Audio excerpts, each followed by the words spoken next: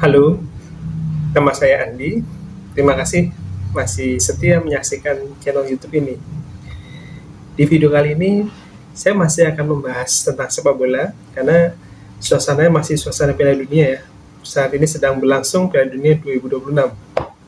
Nah, video yang akan saya tampilkan atau kita akan bahas kali ini adalah video mengenai pengalaman pribadi saya bertemu dengan sejumlah kapten tim nasional dari sejumlah negara yang pernah tampil di Piala Dunia. Tapi tidak hanya itu saja, sebagian dari kapten-kapten yang pernah saya temuin ini, mereka berhasil membawa negaranya juara dunia. Siapa sajakah mereka? Terus saksikan video ini. Oke, kita mulai ya. Jadi, saya memang alhamdulillah berkesempatan untuk bertemu dengan sejumlah pemain pesepak bola dunia ya, sejak tahun itu kan tahun 2011 lah. Itu saya sering bertemu dengan sejumlah 2010, 2011 bertemu dengan sejumlah pesepak bola dunia ya, yang kebetulan lagi berkunjung ke Indonesia, dan sebagian dari mereka ternyata adalah kapten dari timnas negara-negara yang pernah berlaga di Piala Dunia. Bahkan ada juga yang pernah membawa negaranya menjadi juara dunia. Penasaran? Nah, kita bahas yang pertama. Saya akan bahas sebenarnya, saya lupa lupa yang pertama siapa saya ketemuin, tapi saya akan bahas mulai dari yang Piala Dunia yang terlama yang pernah saya temuin pemainnya, yaitu Piala Dunia tahun 1974. Nah, siapakah pemain yang saya temui dari Piala Dunia 1974? Nah, pemain yang saya temuin adalah the one and only Franz Beckenbauer, the Kaiser. Semua pasti tahu kan, Franz Beckenbauer. Dia itu saya temuin itu pada sekitar tahun 2014 atau 15, saya lupa itu. Kayaknya 2015 deh kayaknya. Atau 2014-2015. Jadi saat itu Beckenbauer berkunjung ke Indonesia hanya semalam nggak salah. Sebelumnya memang tahun 70-an nggak salah. Dia memang pernah berkunjung ke Indonesia dan tampil di Gelora Bung Karno. Saya lupa tim lawan tim mana dan dia mewakili tim apa, tapi yang jelas tahun 70-an ada catatannya tuh. Tahun 70-an dia datang ke Senayan dan bertanding di Stadion Utama Senayan pada saat itu. Nah, saya bertemu Beckenbauer itu dihubungin oleh teman saya. Jadi ini dadakan sebenarnya. Saya dihubungin itu pas saya masih di kantong lama saya di daerah Kuningan ya, pada saat itu saya dikabarin kalau ada Beckenbauer datang, tapi ini infonya masih terbatas infonya. Jadi teman saya bilang, coba yuk kita ke sana yuk, coba, tapi jangan sampai informasinya ini bocor, soalnya ini kayaknya kedatangan juga nggak dipublish secara umum gitu kan. Ya udah, akhirnya malam-malam saya ke sana dan dia saat itu menginap di hotel Hilton Doubletree nggak salah, di Cikini, Hilton Doubletree gitu. Setelah kita menunggu sekitar 2 jaman, ternyata benar dia muncul, Franz Beckenbauer, dan saya berkesempatan untuk salaman, berfoto, dan minta tangan. Nah, saya memang sering bertemu dengan banyak pemain sepak bola, baik dari Italia, Inggris, Spanyol, Jerman, dan beberapa negara-negara Eropa lainnya serta negara Amerika Latin ya. Tapi hanya 2 pemain sejauh ini ya yang menurut saya kalau saya bertemu benar-benar terlihat aura magis, aura karismanya benar-benar terlihat, yaitu yang pertama Eric Cantona, yang kedua Franz Beckenbauer. Jadi kalau kita bertemu tuh auranya, karismanya begitu kuat, pesonanya sangat kuat, dan saya tidak bisa memungkiri hal tersebut, dan merupakan suatu kehormatan bagi saya bertemu dengan The Kaiser, Franz Beckenbauer, karena orangnya sangat baik, ramah, dan kita sempat bincang-bincang sebentar ya pada saat itu. Nah, besoknya saya sebenarnya sempat datang lagi ke hotelnya. Cuman sayangnya saya tunggu dari pagi sampai menjelang siang itu Beckenbauer-nya tidak turun ke lobi pada saat itu. Belum turun, masih ada acara di apa? Di masih ada acara internal dia. Jadi hanya saya terpaksa pulang dan tidak ada kesempatan bertemu lagi karena dia memang hanya semalam di Jakarta. Waktu itu dia ada acara kalau nggak salah acara Adidas Asia Pasifik kalau nggak salah. Dia datang mewakili Adidas Jerman kalau nggak salah. Jadi itulah merupakan suatu kehormatan bagi saya karena dia adalah pernah menjadi kapten di Piala Dunia 74 yang menjadi juara serta menjadi pelatih Jerman di tahun 1990 dan juara juga di tahun itu. Jadi dia pernah menjadi pemain dan pelatih yang sukses menjuarai Piala Dunia. Itu merupakan suatu hal yang istimewa dan berkesan sekali bagi saya. Dan mungkin dari Piala Dunia tahun 74 hanya Beckenbauer lah yang saya pernah ketemu secara langsung, pemain lainnya belum pernah.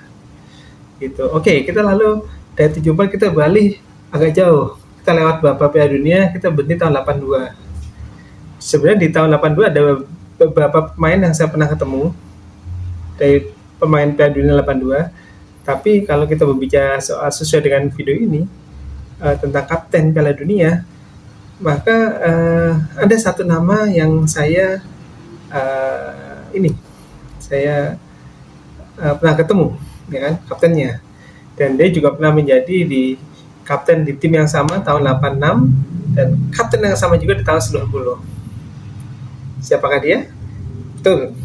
Tidak salah lagi, dia adalah Brian Robson yang dijuluki sebagai Kapten Marvel, salah satu legenda timnas Inggris dan dan klub Manchester United. Gitu. Jadi saya sudah beberapa kali bertemu dengan Brian Robson ya.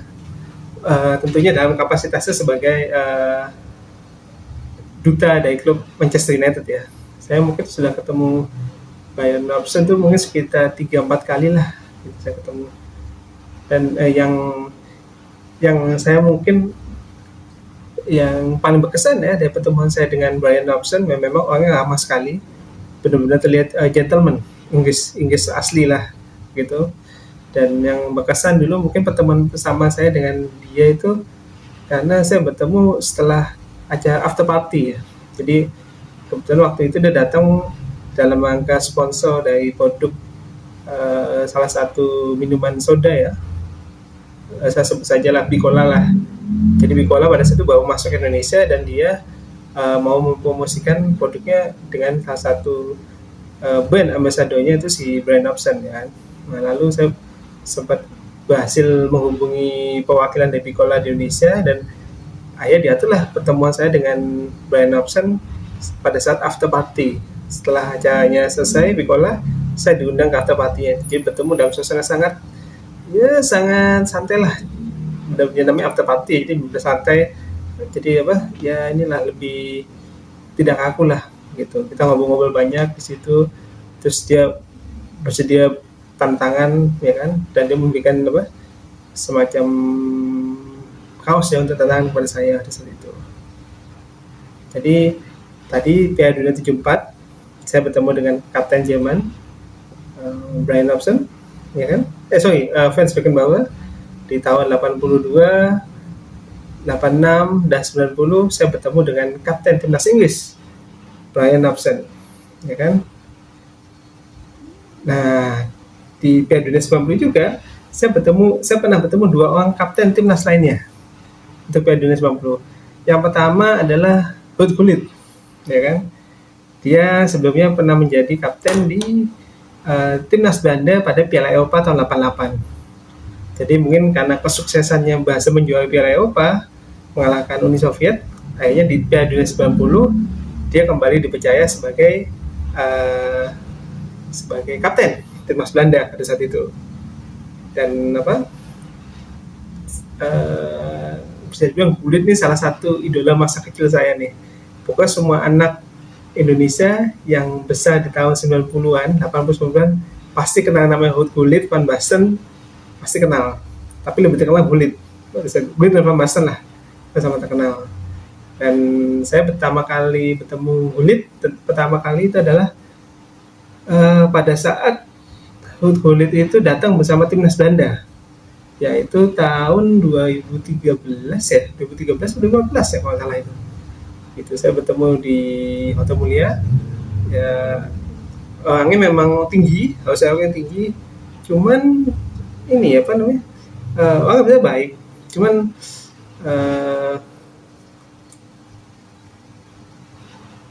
tidak begitu bicara sepenuhnya kalau saya. Jadi cuman oke, ketemu tanda tangan, oke, langsung. Jadi kalau diajak interaksi agak lama tuh agak mungkin cepet bete mungkin gitu. Tapi sebenarnya baik, agak pendiam Gullit itu. Atau mungkin karena saya belum kenal dekat ya dengan dia ya. Tapi asik, bertemu dengan Gullit itu salah satu momen yang asik karena dia adalah ikon sepak bola tahun 80-an. Jadi ibaratnya kita bertemu kayak Cristiano Ronaldo. Waduh, pokoknya sudah dibayangkan ketemu di Gullit tahun 90. Dan seperti saya sampaikan lagi di Piala Dunia 90 ada kapten Piala Dunia lain tahun 90 pernah saya temuin juga, yaitu Lothar Matthäus dari Jerman ya. Jadi dia memang sudah beberapa kali datang ke Indonesia. Cuman saya bertemu dia tuh pada tahun sebelum Covid kalau salah, saya ketemu dia. Dan pas saya ketemu, ada kesempatan ketemu dia di Hotel Mulia, saya ingat. Saya minta dia tanda tangan di SHP, sampel hari pertama Piala Dunia tahun 98. Nah, hanya saja nih, saya agak kesal juga nih kalau saya bicara soal ini nih, karena pada saat saya bertemu Lothar Matthäus, saya ingat pertama kali itu saya ngasih kenang-kenangan buat dia tuh. Saya kasih kenang-kenangan, saya lupa, saya kasih kopi nggak salah, kopi Indonesia saya kasih ke dia, oke, diterima. Lalu saya foto. Nah, pas saya foto, tiba-tiba HP saya tuh ini mati. Jadi begitu saya pas mau foto gini, selfie mati sendiri. Loh, mati. Saya ingat tuh. Dan pas pada saat HP itu mati, teman saya otomatis menghentikan saya kan. Udah oke, gue duluan. Tempat saya foto, berhasil. Nah, bila saya mau foto lagi dia udah bete dia. Kayak udah males gitu dia ya. Ditinggal. Saya ingat tuh. Waduh. Bener-bener tuh Lothar Matthäus tuh. Jadi pada saya coba minta sekali lagi, foto sekali lagi. Dia nggak mau dia. Dia lagi lagi ada jadwalnya, lagi sibuk gitu. Padahal cuman hanya gara-gara foto saya dia mati kan. Ibaratnya tuh kayak aduh, momen yang jadi tidak dokumentasi saya, tapi saya sempat dapat tantangannya Lothar Matthäus di sampel hari pertama. Makanya teman-teman, ini saya kasih masukan ya, saran bagi teman-teman yang saat ini lagi seneng-senengnya hobi ngejar tanda tangan main bola, istilahnya nyayu ya, atau hunting gitu, mendingan foto dulu deh kan. Tantangan kalian bisa beli di eBay atau di mana, istilahnya kalau foto tuh susah, kalau sekali lewat momennya tuh udah nggak dapet, kalian nyesel lah ya, kayak saya gini.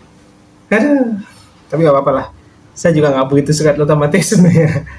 Oke, sekarang kita dari tahun 90, Piala 90, kita berlanjut ke Piala Dunia 94 di Italia. Ini Piala Dunia pertama yang saya tonton di televisi, dan tentu saja idola saya, bahkan pemain bola favorit saya hingga saat ini adalah Roberto Baggio. Walaupun saya fans Manchester United, tapi Roberto Baggio selalu ada di hati saya. Baggio. Nah, di Piala Dunia tahun 94 ini ada satu kapten tim nasional yang tampil di Piala Dunia itu yang saya pernah temuin juga. Dia adalah Franco Baresi dari Italia. Nah, bagi anak-anak tahun 90-an, anak bola pasti tahu Franco Baresi. Dia tuh ibaratnya tuh kayak pemain gaib ya. Jadi pemain yang luar biasa, pemain bertahan yang ibaratnya yang kelasnya itu udah kelas dewa lah ibaratnya. Pokoknya elegan, pokoknya udah mainnya cakep lah Franco Baresi itu. Itu hanya saja dia memang dia termasuk salah satu yang gagal melakukan tendangan eksekusi adu penalti melawan Brazil di final Piala Dunia gitu. Dan kendati demikian saya selalu mengagumi Franco Baresi ya, walaupun memang kalau dia juga beberapa kali datang ke Jakarta ya dalam rangka kegiatan AC Milan, tapi saya perhatikan sih kalau pas dia sudah tuanya ya, masa-masa tuanya pas dia datang ke Indonesia tuh agak kurang unfriendly gitu kayaknya, jadi agak kurang ramah gitu, kurang kaku gitu. Tapi padahal harusnya sih baik sih orangnya, mungkin karena ya mungkin banyak dia kecapean, mungkin banyak kegiatan di Jakarta, jadi kalau pas ketemu tuh kayak lebih baik diem, jangan senyum gitu kan, mau foto tapi jangan senyum gitu, pokoknya kaku lah, agak kaku dia, tapi beliau baik, Franco Baresi itu. Nah, saya ingat saya bertemu dengan Franco Baresi dan pada saat acara Milan Glory ya, saya lupa Milan Glory yang berapa, yang pertama apa yang kedua, tapi pas saya dapat kesempatan foto dengan dia, wah saya seneng banget itu. Ini legendnya Italia, nah AC Milan, waduh mantap deh Franco Baresi, idola masa kecil juga top. Dan kita kemudian beralih 4 tahun berikutnya di Piala Dunia 98. Nah, di Piala Dunia 98 ini ada 2 kapten tim nasional yang pernah saya temuin ya, dan keduanya juga pernah berlaga di Piala Dunia 98. Yang pertama itu dari Belanda, yaitu Frank de Boer, ya kan? Nah, ini waktu jadi pemain dia keren banget nih. Cuman pas jadi pelatih dia kayaknya bagusnya cuman pas di mana? Bagusnya cuman pas di Ajax Amsterdam. Begitu dia keluar dari Ajax, kok melatihnya kayak agak ini ya. Misalnya dia melatih di Inter Milan kayak terus melatih di mana lagi kayak kurang bagus gitu. Si Frank de Boer kayaknya memang lebih cocok jadi pemain ya dia dibanding pelatih kayaknya ya. Tapi pas jadi pemain keren banget mainnya. Dia punya saudara kembar namanya Ronald de Boer. Nah, saya ketemu Frank de Boer ini pada waktu Ajax Amsterdam datang ke Jakarta gitu. Jadi saya berkesempatan pas dia datang, saya ke hotelnya bisa ketemu, dan bahkan pada saat dia datang ke Jakarta itu pas perayaan ulang tahunnya dia ternyata. Jadi pas hari keberapa itu di hotel, teman-temannya banyak yang ngasih kado gitu, ada ngasih botol minuman, champagne, apa gitulah gitu pas dia di Jakarta itu. Gitu. Orangnya baik juga, dan beberapa waktu yang lalu dia datang lagi ke Jakarta dalam rangka jadi ambasadornya Barcelona ya, untuk kartu kreditnya Bank Mega kalau nggak salah. Itu Bank Mega atau Bank apa ya? Saya lupa saya. Itu, dia pernah datang dalam rangka dalam rangka kartu debit untuk Barcelona. Banknya saya lupa saya. Gitu. Tapi saya nggak ketemu lagi. Saya ketemu hanya pas waktu dia datang tahun 2014 bersama Ajax Amsterdam. Nah, kapten timnas lainnya yang pernah berlaga di Piala Dunia 98 yang saya temuin adalah Peter Schmeichel, kiper Denmark dan kiper legendaris dari Manchester United, favorit saya. Saya ketemu tuh waktu tahun 2000 berapa itu ya, saya lupa, 2011-12an lah kalau salah, atau 13 ya, saya lupa. Pokoknya awal segitulah, awal tahun 2010-an lah. Saya ketemu di acara di mana? Di Kuningan City waktu itu. Kebetulan saya dapat menang hadiah kuis meet and greet. Jadi saya bisa ketemu dengan Peter Schmeichel. Nah, Peter Schmeichel salah satu prestasi tertingginya untuk Denmark negaranya adalah dia berhasil membawa Denmark menjadi juara Piala Eropa tahun 92 gitu. Dan tahun 98 ini ibaratnya masih dalam masa-masa prime-nya si Peter Schmeichel nih. Gitu. Di Manchester United mainnya bagus, di Denmark juga bagus, tapi ya sayangnya di Piala Dunia 98 dia tidak bisa juara ya, karena harus tersingkir gitu. Oke, dari 98 kita beralih ke tahun 2002. Di tahun 2002 hanya satu kapten timnas yang pernah saya temuin, yaitu kapten timnas yang pernah berlaga di Piala Dunia 2002 ya. Pada saat itu berlangsung di Jepang dan Korea Selatan ya. Dan Siapakah kapten itu? Dia adalah Juan Sebastian Veron, pemain Argentina yang terkenal botak tapi mukanya kayak mafia, kayak anggota mafioso gitulah pokoknya. Muka gangster gitulah si Veron. Nah, Veron ini saya ketemu waktu beberapa tahun lalu ada acara sebuah bank BUMN, di mana bank tersebut mengundang Juan Sebastian Veron, Roberto Carlos, Marco Materazzi, Eka Bidal nggak salah. Terus ada lagi yang kaptennya tim Yunani juga, saya lupa nama eventnya apa tuh. Gitu. Saya ketemu di Hotel Damawangsa. Gitu. Dan saya senang bisa bertemu dengan Juan Veron karena dia adalah pada masanya dia termasuk pemain yang sangat terkenal ya, cukup dikenal. Apalagi saat dia bermain di Lazio ya. Di Lazio dia pindah ke Manchester United, kemudian dia pindah lagi ke Chelsea.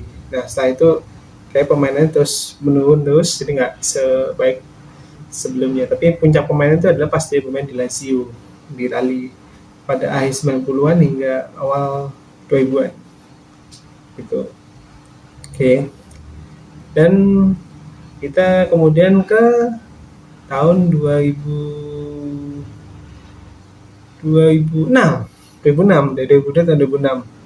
Di 2006 ini saya pernah bertemu kapten dari timnas Portugal di tahun 2006 yaitu Luis Figo. Saya bertemu karena saya mendapatkan undangan dari RCTI pada saat itu untuk acara meet and greet yang berlangsung di RCTI. Dan itu sebuah kehormatan karena Luis Figo menurut saya adalah salah satu pemain terbaik dunia yang walaupun dia belum pernah menjadi juara dunia, tapi permainannya cukup hebat, teknik pemainnya cukup naik, cukup oke lah Luis Figo itu. Dan sebuah kehormatan bagi saya bertemu dengan Luis Figo ya pada saat itu. Itu tahun 2018 kalau salah saya bertemu dengan Luis Figo. Saya bahkan sempat ada rekamannya, saya bisa dilihat di channel YouTube ini. Saya pernah berkomunikasi bertelepon langsung dengan Luis Figo. Nah jadi RCTI memfasilitasi saya untuk berkomunikasi dengan Luis Figo melalui telepon gitu. Dan di tahun Piala Dunia 2006 ini ada juga Piala Dunia 2006 ini saya juga pernah bertemu 3 kapten lainnya, yaitu Fabio Cannavaro, top nih, paling keren deh, Fabio Cannavaro, lalu ada juga Van der Sar, kiper Belanda pada Piala Dunia 2006, dan juga Dwight York, pemain Trinidad dan Tobago. Dia kaptennya pada tahun 2006 dan dia juga pemain Manchester United gitu. Kan tonton nanti bisa foto-fotonya juga kan, tadi ada foto-fotonya. Ya itulah tadi teman-teman sedikit pengalaman saya bertemu dengan pesepak bola pilihan yang pernah dipercaya sebagai kapten timnas negaranya masing-masing pada Piala Dunia, yaitu Piala Dunia ada yang tahun 74, 82, 86, 90, 94, 98, 2002, 2006. Itu saja yang ingin saya ceritakan di video kali ini. Mudah-mudahan bisa menambah wawasan, menambah inspirasi teman-teman. Kalau silahkan kasih komentar tentang video ini. Jangan lupa klik like, di share juga video ini ke teman-teman atau kerabat yang lain. Dan yang belum subscribe, tolong di subscribe. Gitu. Terima kasih teman-teman. Jaga kesehatan selalu. Mudah-mudahan teman-teman selalu sehat, sukses, dan dimudahkan segala urusannya. Terima kasih. Assalamualaikum warahmatullahi wabarakatuh.